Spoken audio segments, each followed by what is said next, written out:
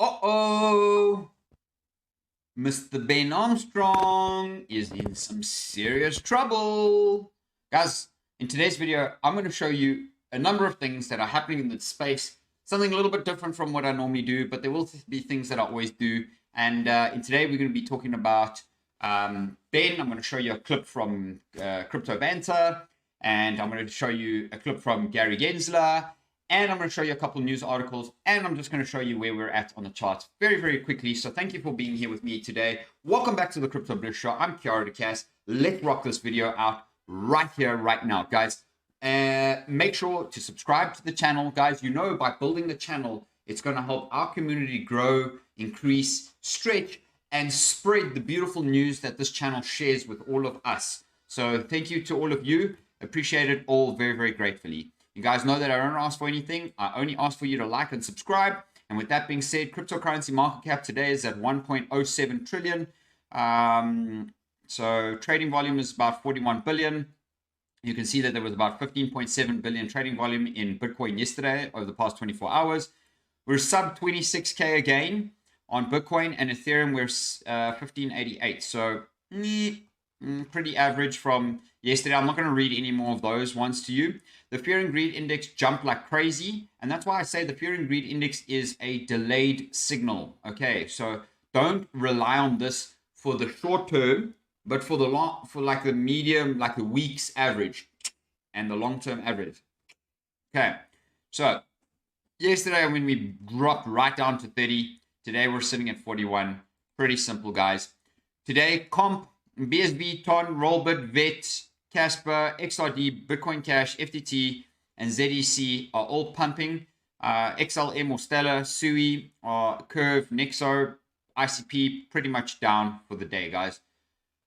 Even Stevens all around. I'd like to go and see what's happening with my Bliss bubbles for a change. So let's go and see there what those look like. So Stellar down, TWT down. You see, so some are up, some are down, guys. Pretty chilled, right? So Republican, I want to share this article with you because Republican Tom Emmer reintroduces anti-CBDC bill to Congress. The bill will limit the Fed from issuing a CBDC, which Tom Emmer called a surveillance tool that would undermine the American way of life. Well done. Let's all give a very, very, very happy, loud applause to Tom Emmer. That is incredible. So that's why I'm reintroducing my landmark legislation to put a check on unelected bureaucrats and ensure the United States digital currency policy upholds our values of privacy, individual sovereignty, and free market competitiveness. So this is Tom Emmer here. Today, with 49 of my Republican colleagues, I reintroduced the CBDC Anti-Surveillance State Act, which is incredible, guys. This is a huge leap for the crypto space. And this was only released 3 hours ago, so very, very fresh on the mark, on the news side of things.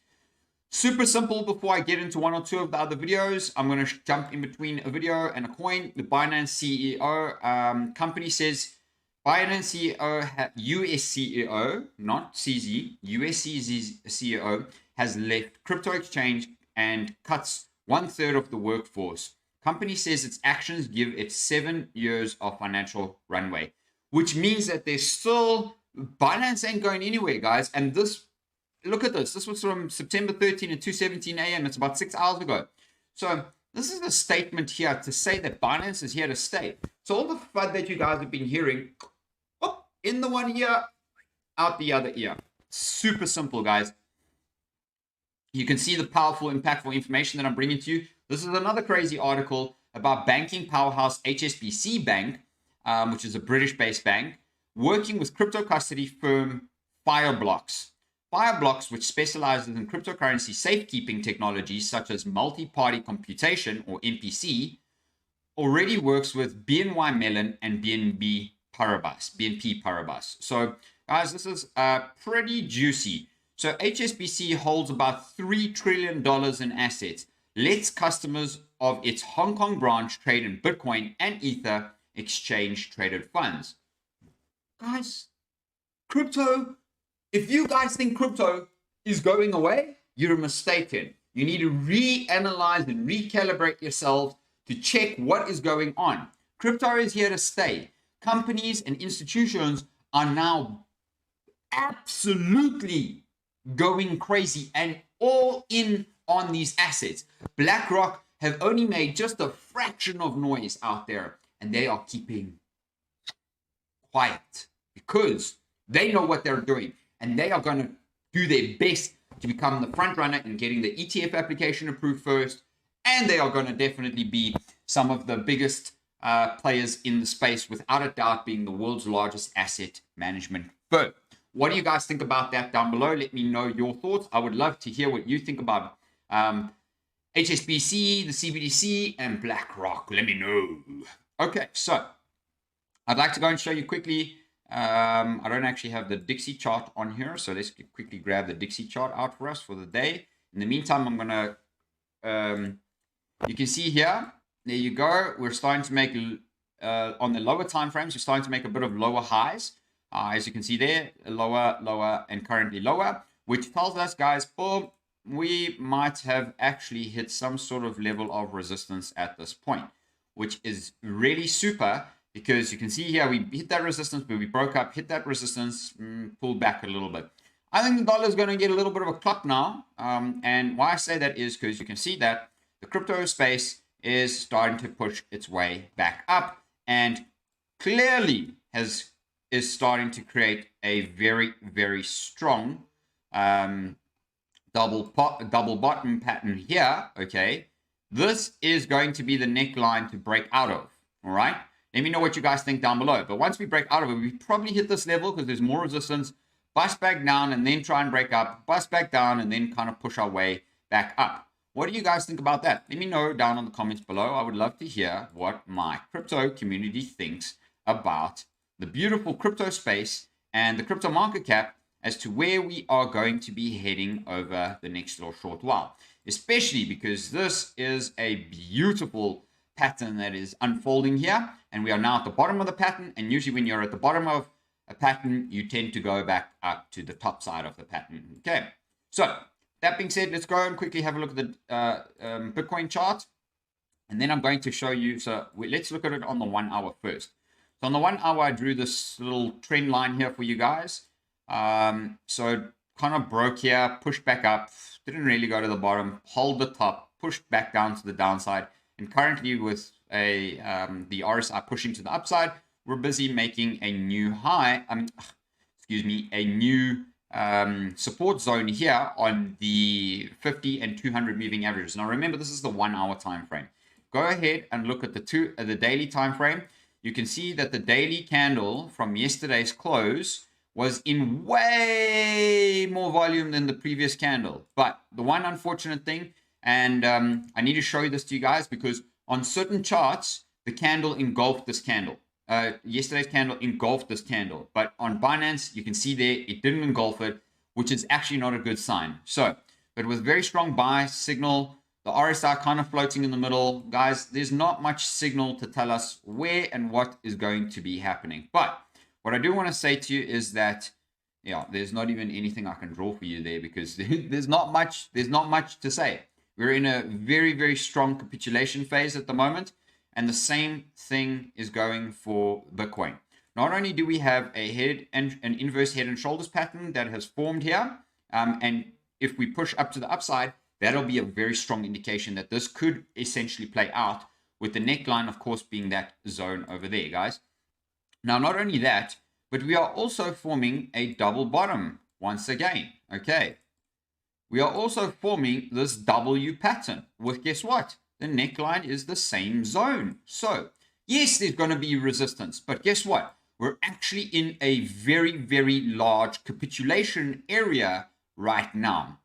Consolidation area, excuse me. Look at that we're in right now. And I just want to point something out to you, because for many, many, many times, you can see here, okay, look at where we're capitulating. If I had to pull this green line right across here, okay, look at exactly where this line is busy trading, okay? You guys can see here that there's resistance, resistance, resistance, okay? So resistance, resistance, and resistance. Why would it not resist up here? It makes no sense. I mean, sorry, this was support, support, and broken support. Resistance, resistance. Are we going to break resistance? Let me know what you guys think down below. And if you guys are enjoying this in the meantime, then please make sure that you guys are subscribed to my channel. I really would appreciate if you could subscribe to the channel. It helps the algorithm with YouTube promote my content to more people like you that are after this message and want to know more about this. Now, the video that I'm about to show you guys is going to be a little bit long. This is from the Crypto Banter channel. A shout out to the Crypto Banter channel. Shout out to Ran No. I appreciate all of you guys, and thanks always for doing consistent channels. And I hope you guys enjoy the party out there in Singapore. But just a shout out to the channel, guys. I don't know what this Russian subtitle thing is on here, but it's very distracting on the channel. But that's not what this is about. So let's go ahead and listen to the video now.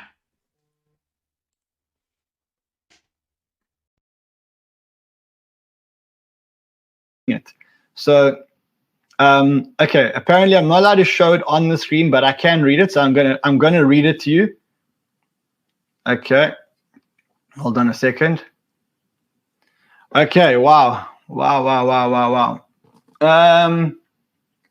Okay, the court has jurisdiction. Let's look at the court. The court. Okay, I'm going to read this to you.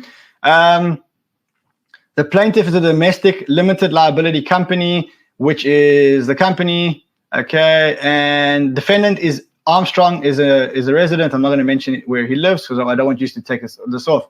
Let's look at the facts. Okay. On February 12th, TJ Shed formed the company. On February 24th, 2021, Armstrong formed the company, blah, blah, blah. The company, at the time, the formation of the company, and until thereafter, they each held 33% management in the company. So Ben had 33%, the two companies had 33%, and TJ had 33%. Okay, the company is successfully generating revenue, beginning no later than mid-July 2023.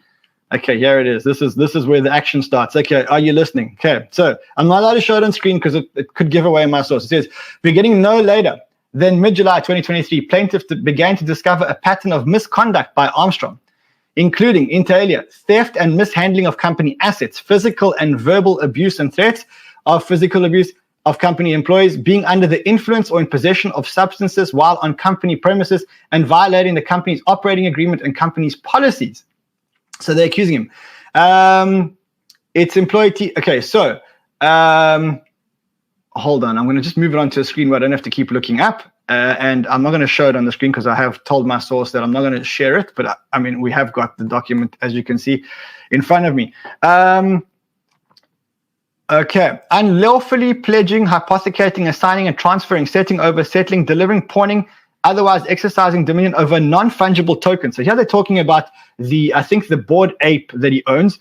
And what they're saying is that that Bored Ape was actually owned by the company, and Armstrong was pledging the asset as a security and using it to take loans, which totaled over $176,000 worth of loans. So that's the first thing.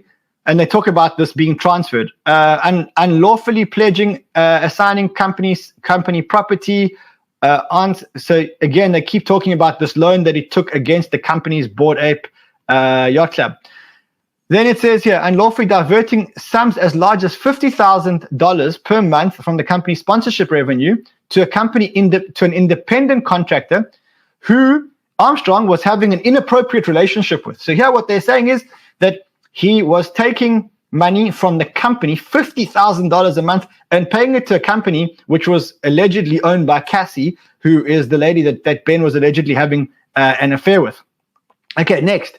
Physically attacking company employees on company premises during normal business hours and after hours by groping, grabbing, punching, pulling, thrusting, tackling, placing hands on, bending over, throwing full bottles of protein shake, and or engaging in lewd, obscene, and humiliating nature and verbally abusing company employees. All of this, remember, whilst under the influence of allegedly steroids and Adderall and a whole lot of other things. Again, this is not my allegations. this is the allegations that are made in this document from the court, which I've got in front of me, which I just can't share the actual document because it's got the person's name on that actually shared it with me. Attacking TJ Shed in the company offices on August 21, 2023. Possessing, abusing, and being under the influence of impaired by drugs and steroids on the company premises during the company's operating hours. Then they talk about on the 25th of August, as direct and proximate as a result of Armstrong's and BTT's conduct pattern, they removed Armstrong and terminated Armstrong's employment from the company. We know about that. So that we know that they terminated his employment. The foregoing actions were taken in pursuit. The operating agreement provides the expulsion of, but the operating agreement provides that in connection with the expulsion of from the company, the purchase price for his ownership would be the fair value of the date of the shares on the date of elections, and that the closing of such purchase price would have to be within 30 days. So now they're saying, look, if we've kicked you out under these terms, we want to buy you back. They demand that Armstrong return files, records, proprietary information, and other stuff. Armstrong possesses these things and is not actually fulfilling them. Okay, they're looking for injunctive relief. So those are the allegations against Armstrong, and what they want to do is they want to buy him back. They want to get him out of the company. They want to buy him back. So again, what do they accuse him of? Being under the influence of drugs, being under the influence of steroids, illegal steroids, having them on the company, groping and sexually harassing certain employees in the company, as I read to you, and actually attacking TJ at the company. So this is the allegations. That lawsuit has now been filed by BitBoy Crypto, or the holding company, which I think is called the Hit Network, against Ben. Guys, what a drama. I mean, they should just settle this. It's better for crypto if they just settle this and they don't air their dirty laundry. And I mean, I'm actually going to give the guys, TJ and the guys, a call and see if we can actually help them. But anyway, those are the allegations. That's Cassie. That's the mistress who allegedly, again, and this I'm only reading from the document that I've got in front of me. But that's Cassie who, BitBoy admitted he was having an affair with her.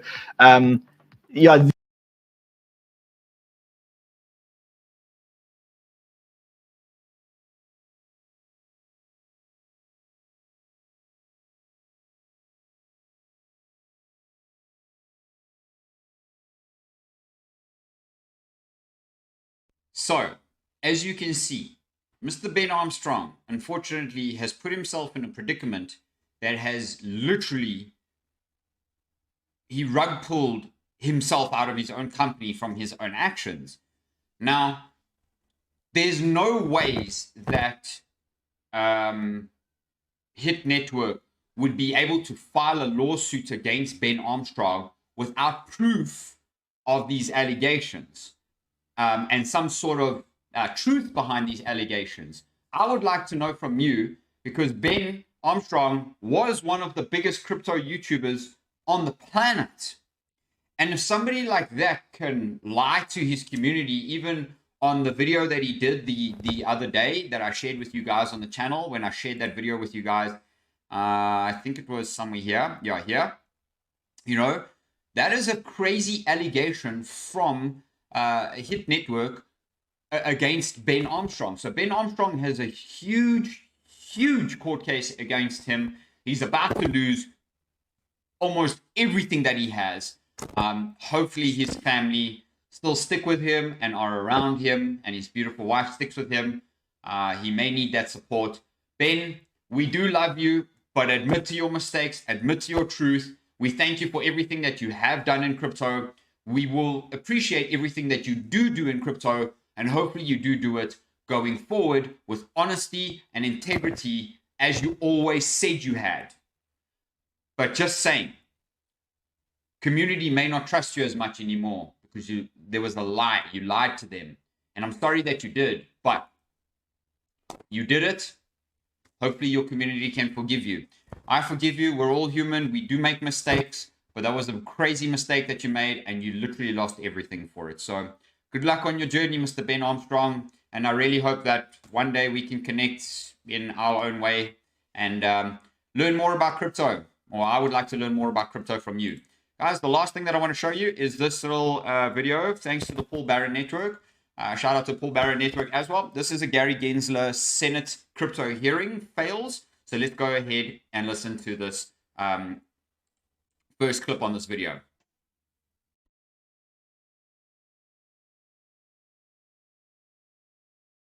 Thank you. As promised to Senator Tester, there will be at least one question, a series of questions about digital assets and crypto. Frauds and scams in the crypto markets cost consumer millions. Question, Chair Gensler, if crypto markets lived up to the investor protection principles we have in other markets, would that help protect Americans from the crypto abuses that cost consumers billions? If they were to live up to the investor protection built into our current laws, it would help investors. But right now, unfortunately, there's significant non-compliance, and it's a field which is rife with fraud, abuse, and misconduct. Thanks for being here with me on the Crypto Bliss channel. Guys, remember we have CPI data coming out today and PPI data coming out tomorrow. This is going to make the markets move without a doubt. So let us go and see exactly what it will do for the charts. But in the meantime, thanks for being here with me on the Crypto Bliss Show. I really appreciate every single one of you. Make sure to pin down in the comments below of each video is a link where you can go ahead and use my Bitflex link to go ahead and trade cryptocurrency with me, guys. I have so much energy for that. Thanks for being here with me on the channel. Much love, and we'll see you on the next one.